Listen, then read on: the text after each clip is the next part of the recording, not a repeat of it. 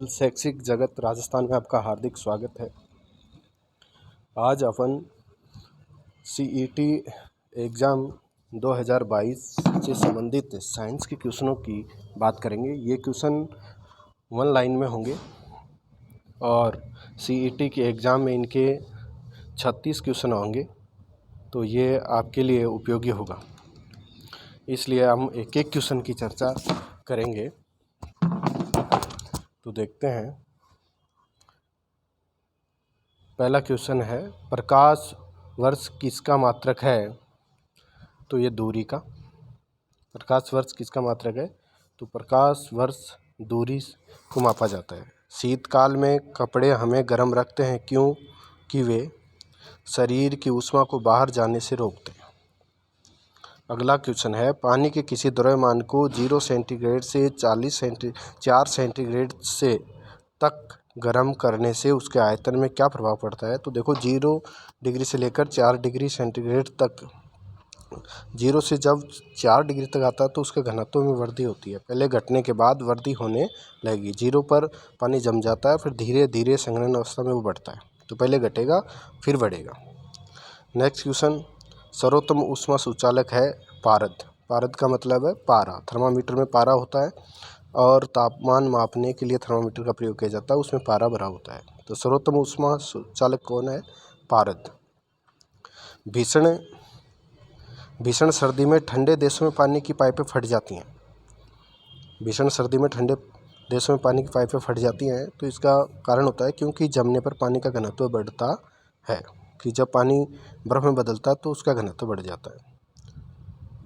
मानव शरीर का साधारण तापमान होता है तो 36.9 डिग्री सेल्सियस होता है। आइंस्टीन के द्रव्यमान ऊर्जा संबंध को किस प्रकार समीकरण द्वारा व्यक्त किया जाएगा? किस प्रकार समीकरण द्वारा व्यक्त किया जाएगा? तो E बराबर mc²। ध्यान में रहिए, क्वेश्चन भी बहुत बार पूछा जा चुका है और पूछा जाएगा। E बराबर mc²। नेक्स्ट क्वेश्चन,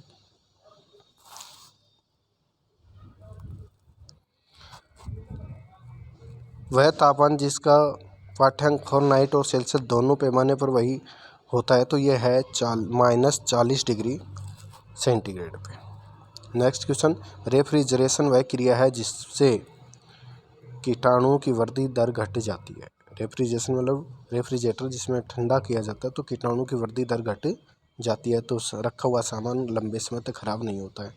अगला क्वेश्चन है, 100 सेंटीग्रेड पर पानी की अपेक्षा 100 सेंटीग्रेड पर भाप अधिक गंभीर दाह क्यों करती है? क्योंकि भाप में वाष्पन की गुप्त ऊष्मा होती है। तो भाप में गुप्त ऊष्मा अधिक होती है। नेक्स्ट, अधिक जलन किससे पैदा होती है? तो अधिक जलन भाप से पैदा होती है। क्रायोजेनिक किससे संबंधित विज्ञान है?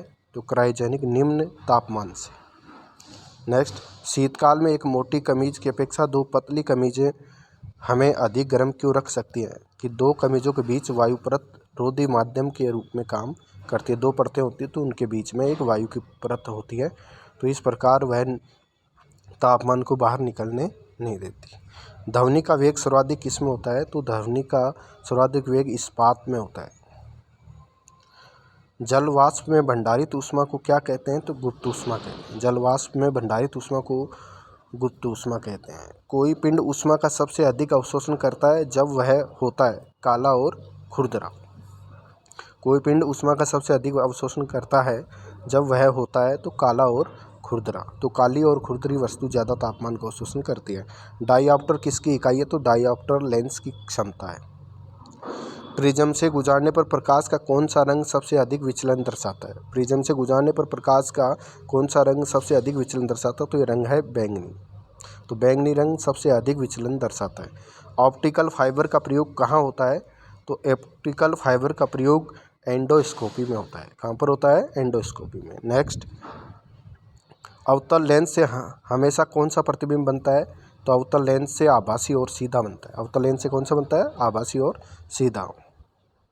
सूर्य की ऊर्जा का स्रोत किस प्रक्रिया में निहित है? तो नाभिकीय संलयन में। सूर्य में जो ऊर्जा उत्पन्न होती है वो नाभिकीय संलयन से होती है, जिसमें हाइड्रोजन का अणु जुड़ करके हीलियम का निर्माण करते हैं और इससे अत्यधिक ऊर्जा निकलती है।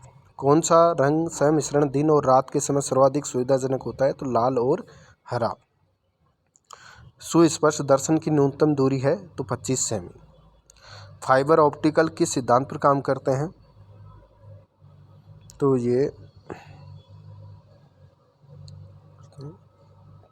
आकाश में नीला रंग प्रकट होने के साथ संबंधित प्रकाश की परिघटना प्रकीर्णन क्या है? प्रकीर्णन है।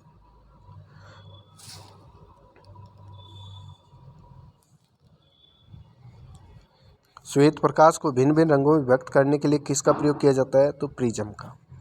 श्वेत प्रकाश को भिन्न भिन्न रंगों में व्यक्त करने के लिए किसका प्रयोग किया जाता है? प्रिज्म का।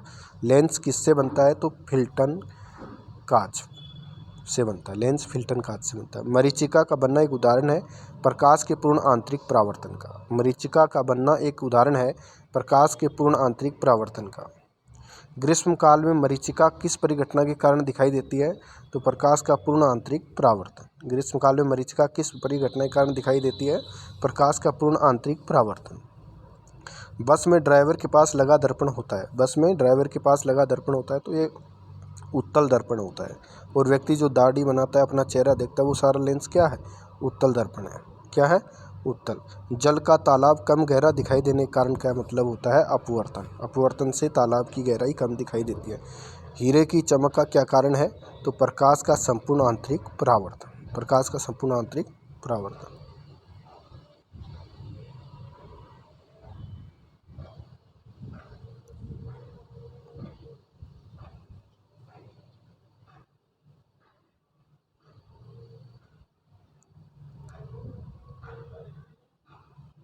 नेक्स्ट क्वेश्चन है, हीरे की चमक का क्या कारण है? तो प्रकाश का संपूर्ण आंतरिक परावर्तन। प्रकाश को सूर्य से पृथ्वी तक पहुंचने में कितना समय लगता है? तो 8.3 मिनट। 500 सेकंड भी कई बार लिखा होता है। आकाश में तारा टिमटिमाता हुआ दिखाई देने का कारण है वायुमंडल द्वारा प्रकाश का अपवर्तन। वर्षा की बूंदें गोलाकार होती हैं पृष्ठीय तनाव के कारण। वायुमंडल के ऊपरी भाग में ओजोन परत हमारी रक्षा किससे करती है? तो पराबैंगनी विकिरणों से। निकट दृष्टि दोष या मायोपिया को किस लेंस का प्रयोग करते हुए ठीक किया जा सकता है? अवतल लेंस। मायोपिया का दूसरा नाम है समीप दृष्टि। क्या है? समीप दृष्टि। समुद्र में पानी के नीले होने का क्या कारण है? जल अणुओं द्वारा नीले प्रकाश का प्रकीर्णन। तो समुद्र का नीला रंग प्रकाश के प्रकीर्णन के कारण दिखाई देता है। रात में तारे चमकते हैं अनेक अपवर्तनों के कारण। कोई व्यक्ति दूर की वस्तुओं को तो स्पष्ट देख सकता है, परंतु पास की वस्तुओं को स्पष्ट देखने में कठिनाई अनुभव करता है, उसकी दृष्टि में दोष है। तो यह दूरदृष्टि दोष है। क्या दोष है? दूरदृष्टि दोष। नेक्स्ट क्वेश्चन, हम लघु तरंग के प्रकाशनों को दीर्घ तरंग के प्रकाशनों की अपेक्षा अधिक अच्छी तरह से क्यों सुन सकते हैं? क्योंकि दीर्घ तरंगों की अपेक्षा लघु तरंगों में अधिक ऊर्जा होती है। सूर्य की ऊष्मा पृथ्वी पर कैसे पहुंचती है? विकिरण द्वारा। किसके द्वारा पहुंचती है? विकिरणों द्वारा। लैंप की बत्ती में तेल किसके कारण ऊपर उठता है? केशिकीय घटना के कारण। केशिकीय घटना के कारण। लाल रंग को आघात या खतरा सिग्नल के रूप में किया जाता है क्योंकि इसका तरंगदैर्ध्य सबसे लंबा होता है। इसका तरंगदैर्ध्य सबसे लंबा होता है। गर्भाशय में शिशु के विकास की जानकारी हेतु किसका प्रयोग किया जाता है? तो अल्ट्रासाउंड का। गर्भाशय में शिशु के विकास की जानकारी हेतु किसका प्रयोग किया जाता है? अल्ट्रासाउंड का। समुद्र में डूबी वस्तु का पता लगाने के लिए किस यंत्र का प्रयोग किया जाता है? तो सोनार का। डेसिबल इकाई का प्रयोग किसके लिए किया जाता है? तो ध्वनि की तीव्रता के लिए। डेसिबल इकाई का प्रयोग ध्वनि की तीव्रता के लिए किया जाता है। प्रासर्व्य तरंग की आवृत्ति होती है विशिष्ट रूप से 20 के हर्ट्ज से ऊपर। 20,000 हर्ट्ज से ऊपर। ध्वनि नहीं गुजर सकती, निर्वात से नहीं गुजर सकती। ध्वनि निर्वात से नहीं गुजर सकती। शोर को किस में मापा जाता है? शोर को डेसिबल में मापा जाता है। किस में मापा जाता है? डेसिबल में। तो दोस्तों, हमारा ये वीडियो आपको कैसा लगा? अगर अच्छा लगा तो लाइक, शेयर और कमेंट करें, अपने मित्रों को शेयर करें, चैनल को सब्सक्राइब करना न भूलें। धन्यवाद। मिलते हैं ऐसे ही वीडियो के साथ। जय हिंद।